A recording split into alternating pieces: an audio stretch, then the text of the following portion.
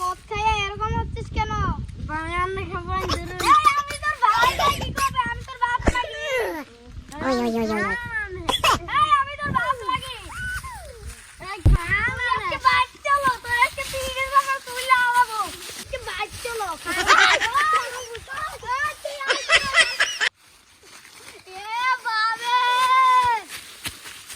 আল্লাহর গে বাচ্চা দিয়ে মারুন। তুমি আমাকে আসি নেছাও? হ্যাঁ আর সিয়ার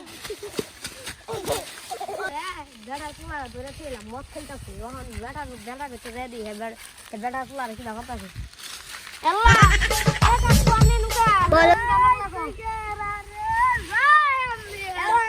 আল্লাহ বন্ধ লাগো আল্লাহ লাগো আল্লাহ গো